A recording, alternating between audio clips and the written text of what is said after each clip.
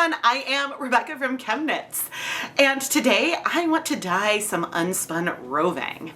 And I want to play around with a technique I have been enjoying on yarn, where I'm planning to take the fiber, dye one side all one color, then eventually flip it over and dye the other side with other colors. Now, when it comes to unspun roving, which is definitely prone to felting, this can come with a few challenges, which I'll get into in a little bit. But first, I have a message from today's sponsor. This portion of today's episode of Dyepot Weekly is sponsored by the Color Alchemy Masterclass, an in-depth online dyeing course taught by educator and fiber artist Alana Wilcox. Color Alchemy goes beyond just dyeing yarn. The course focuses on truly understanding color, how digital color inspiration photos translates to a color palette and dyed fiber, and then how to create reproducible color results across different types of fibers, adjusting your recipes and techniques to achieve those results. Registration is now open for the spring session, which will run from March through May 2026, and registration will remain open through February 27th.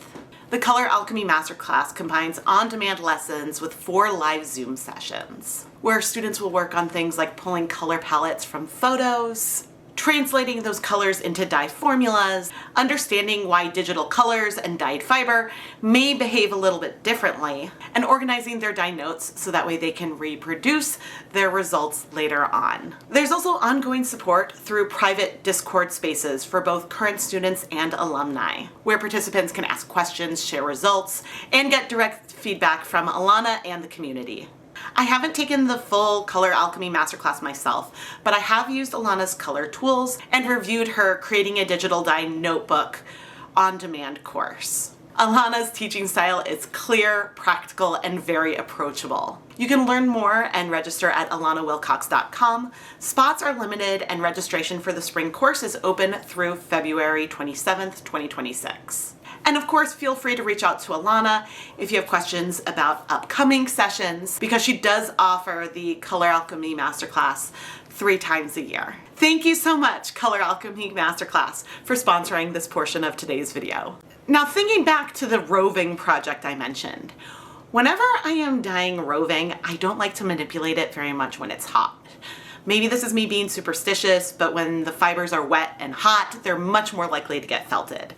And so I think that this 2-step dyeing process is going to need to have a step where I allow our fiber to cool completely in the middle.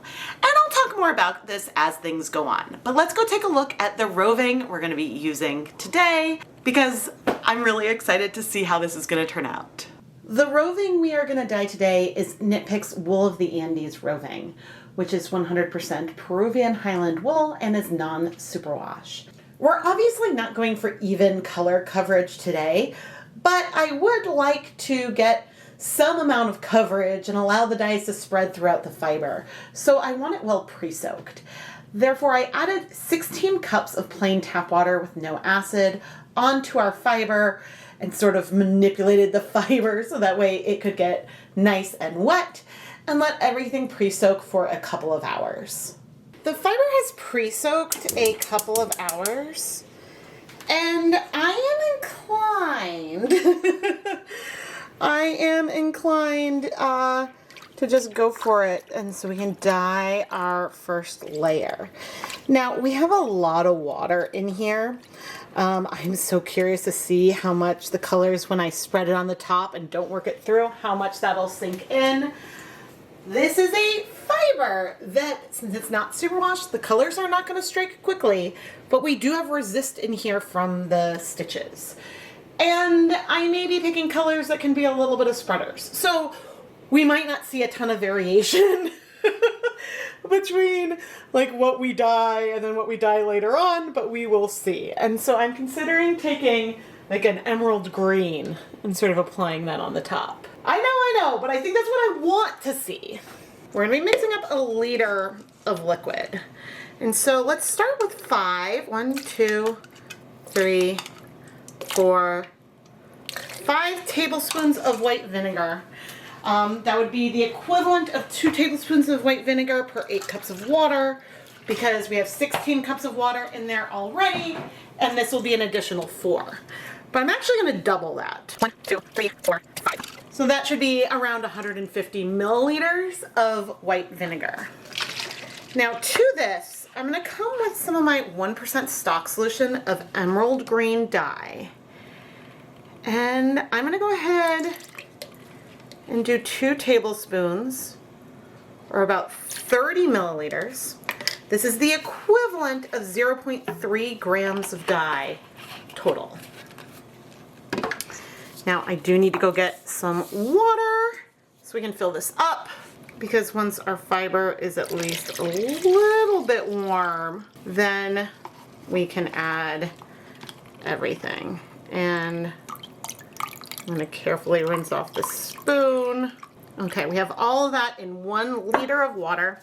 We're using a large volume for this dye mixture because I want to be able to spread it out all over the fiber. If I just added the 30 milliliters directly onto the fiber, that 30 milliliters would only be on a little section, which yes, you could work through and spread a bit, but it would mostly be in one area. Now we are starting to get a little bit steamy. The heat is mostly going to be concentrated where the burners are, but the edges are a little bit cold, not that cold. We can sort of shift things through to distribute that heat a little bit, but most of the heat is going to be concentrated in those areas, which maybe we'll see something from that, maybe we won't. But I'm going to go ahead and, well, change the camera battery and then we'll add on our dye. All right, I'm going to put my gloves and my glasses on, and we're going to bring over the dye. Now, the act of pouring in the dye, that force of it is going to work some of the color through. And me not coming in with tongs as I try, I'm on the side of the stove where this is a little harder. Me not coming in with tongs or something to work this color all the way through is going to also have some variation in our yarn. Now we do not have that much pigment, but we do have some green, and I'm thinking tomorrow maybe we'll add some yellow and blue on top on the other side. Yes, I said tomorrow. When you're dealing with unspun fibers, it is best to not move things around too much. You don't want to manipulate the fiber a ton when it's hot. And so my plan is to have applied this color, which is going to spread through. We're seeing actually things are looking less pigmented over there. We're seeing a little bit of spread. We're going to apply this color, heat for about 30 minutes, turn off the heat, let everything cool completely, assuming the colors have set. And then once we're cool, tomorrow, we'll flip everything over and then add the other colors onto the second side before coming and heating everything. This means that, yes, we'll be manipulating the fiber some while it is wet, which still has a felting risk, but at least it won't be hot. And so when you have heat plus water plus agitation, that's when you're the most likely to end up with some felting. So anyway, I am going to let this heat for 30 minutes, and then I guess we'll come and take a closer look. What's interesting to me, and I know emerald green has a few pigments in it, but there's some areas that are looking way more like here, like forest green, and some other areas that are feeling more bright green. I don't know if that's a trick of the light or what, but I think it's interesting. I'll see you in 30 minutes. That has been 30 minutes, and I'm very proud because I did not touch anything. There's a hint of some green in the water. We do have tonal variation in here, even though there is a lot of green coverage. I think that we could get some nice differences. They will be subtle. Oh, but I'm proud that I didn't let it get too hot. So I'm gonna turn off the heat, let everything cool, and I guess I'll see you some point tomorrow, or depending on when I schedule it, the next day. It is the next day, and it's time to flip the roving over. Oh man. Okay, I'm gonna gently lift and flip. Interesting. Okay, do you see what I am seeing right here? I wouldn't say for sure, except like maybe around the edge. Like there's definitely more color at the either edge than there is in the center. So I don't know about hot spots, but the color on the bottom is very different from the color on the top. Because I had pointed out some of that color difference before, and I know emerald green is not a primary. Oh, but see, that could have been a hot spot where things were hotter. And again, when I'm talking about a hot spot is like, is the color concentrating more over where the two burners were located? And that is something I don't know. What I do know is that we have uneven color coverage. There's some areas where we have more color. In all likelihood, these are areas where I poured more of the dye, so it went down through the center. And then we have areas with less color coverage. But now I'm gonna go ahead and start heating this up again so we can add on our other colors. And let's go take a look at what those colors will be. The two colors we're gonna use on the other side are Dharma Acetized Caribbean Blue and Fluorescent Lemon. Now, the Caribbean Blue is a 1% dye stock. So just like our emerald green, we have 1 gram of dye dissolved in 100 milliliters of liquid. This right here is not a very known concentration. I mixed this originally for Chanukah Night 3, the 2025 ChemKnits Chanukah Special Night 3. I believe, and editing Rebecca will put on the screen, but I used some volume of dye powder and then filled this up all the way. And this container is about 133 milliliters. So it is a semi-reproducible measurement, but I don't know our concentration because I did not weigh out the dye. But these are the two colors that we are going to use. Okay, in this container, I have 2 tablespoons of white vinegar and 1 tablespoon of the Caribbean Blue dye. In this container, I have 2 tablespoons of white vinegar, 1 tablespoon of our fluorescent lemon. I plan to dilute all those dyes further, and I think we're gonna go for like some AB patterning on our fiber. But first, I wanna let everything heat up. We can always bring in more dye if we want to make our colors even more intense later on. I have this beaker here. I'm going to add all of our yellow dye with that acid in here and then fill this up to be 500 milliliters, rinsing out this container as I go. I started off heating the Roving back up on my gas stove like we had done yesterday, but now I'm on my electric hot plate because I'm filming part of this as part of a behind the scenes live stream for ChemKnits patrons and YouTube channel members at the postdoc level. All right, let's take our lemony mixture, and I think we're gonna start like here, because I mentioned I wanted to do something like AB, which basically means I'm gonna be applying it into those 2 sections, and then I'm gonna apply the blue in these sections. There's a little bit of yellow left here in this container, but the blue is gonna overtake it a bit. Yeah, I don't think it's gonna be that teal. I'm going to refill this up to 500 milliliters while rinsing out this container. And there is a very, very non-zero chance that this blue is gonna spread out all over everything, even overtaking those more yellow areas. But we gotta be okay with that. I am attempting to mostly add it on this area. Now, since again, this fiber is non-superwash, that means things are gonna spread a lot. How much? I don't know. But I also realize that I'm probably not gonna be switching heat sources again because, well, that could cause an issue. Now, it's very possible a lot of this color sank down to the bottom and is spreading beneath the surface, but the colors are so pretty that I'm excited to see what we end up with. I'm gonna keep a very close eye on the amount of steam and if we get bubbles, but I'm gonna set a timer for 30 minutes to go ahead and let this heat. Now, the concern with using an electric hot plate is that it's very easy for things to get very, very hot. And then it takes a while for them to cool back off. So on the gas stove, I have a little bit more control over adjusting the heat than I do here. But I don't know if you've noticed that in this little bit of time, I'm already seeing that blue spread over our yellow a bit. That is what it is.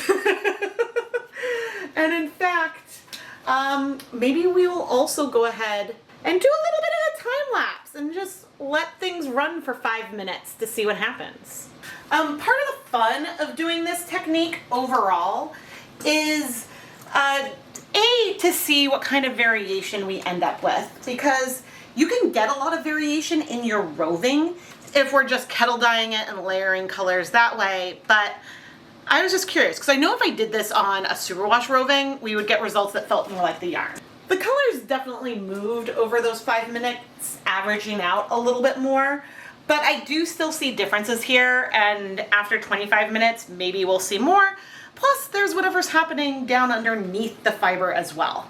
So we have a lot of fun and things that we can observe, but I'm trying very hard to not touch and move things around.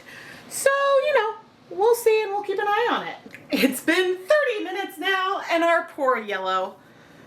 The good news though, okay, there's still some blue in the areas where I added the blue. The yellow seems to have mostly struck as I now am touching and moving things just a little bit. What I'm gonna do now is I'm gonna turn off the hot plate and unplug it. When you're using an electric hot plate, always unplug it when it's turned off. And I'm gonna go set this aside to cool completely so we can flip the fiber to see what's happening underneath and then wash it. So I feel like on camera this looks very just like green, green, green. We do have a section here of a more yellow green. There's some deeper patches that were there before. And, ooh, I wonder if this was my pan that was more stained anyway, but let's flip everything over before we go ahead and wash it. Mainly because I'm curious, and actually, we see like we see a preservation of the more like neon yellow and blues on the bottom side. We see that more than we did on the top, which I guess kind of makes sense, but I am amused. The first thing I'm gonna do is add a drop of some dish soap into our rinse bath, and I'm gonna rinse it 100 grams at a time. I think there are times when I will do both at once, but this way I can have like a good handle on it before I go and pop it in the spin dryer to remove a lot of the liquid. But actually now that it's moved, you can see some of this coloration.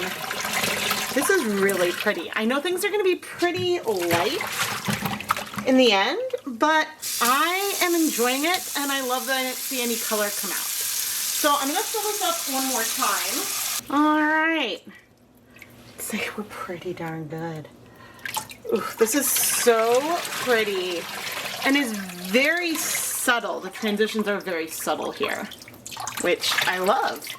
The goal whenever you are gonna go ahead and wash fiber is to be as absolutely gentle as possible. Because each time you squeeze water out, that's providing agitation. Each time you gently go like this to the fiber, that's agitation. And so just by being gentle, we can try to avoid as much agitation as possible. There we go. But again, I'm gonna fill this up, remove this into the spin dryer with the other, spin out all the excess liquid, hang it up to dry, and then you can see the glorious fiber in all of its glory. And I am so thrilled that we got the coverage that we got on the fiber, but also the dimension we got. It makes me so happy. Not a lot of fluffing is gonna need to happen for this. The yarn is fluffy, but oh my gosh, is it beautiful. I am so happy. I love the variation that we got in here.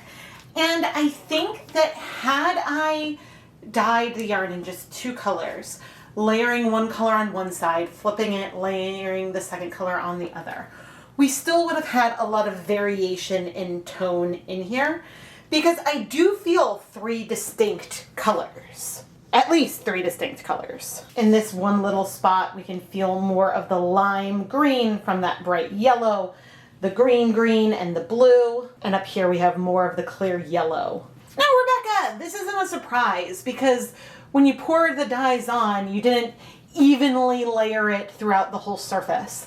I suppose I could have poured the dyes onto the back of a spoon or something, so that way, rather than pouring the dye and having it land on one area, it could have distributed the color over the surface a little bit more.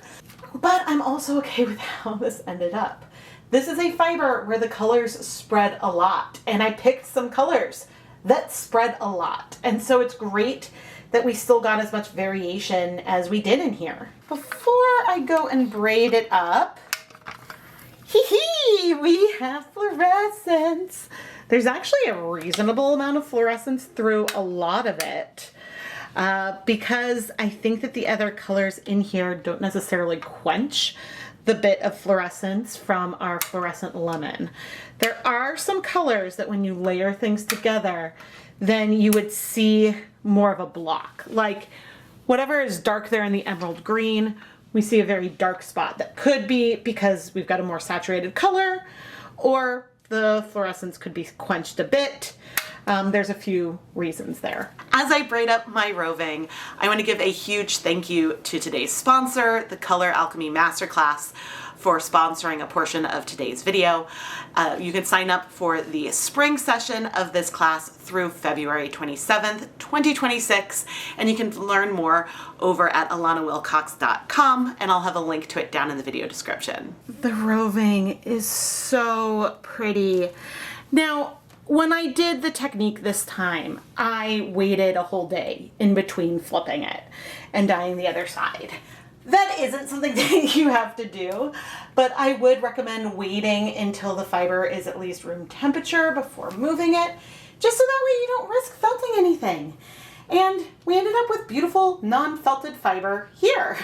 I am Rebecca from ChemKnits, and I love dyeing all kinds of fiber and yarn. If there is something that you would really like to see in particular, please let me know down in the comments section. I love playing around with different ways I haven't tried dyeing fiber before, but also revisiting ways that I've really enjoyed. And hopefully I have already picked up my Dyeing to Spin series that I started at the end of 2025 to have more spinning content for you to see here in 2026, where I will be spinning my own hand-dyed fiber. Please subscribe and turn on notifications so you never miss a new video. This is by far the biggest thing you can do to help support all of the content here. Thank you so much for watching.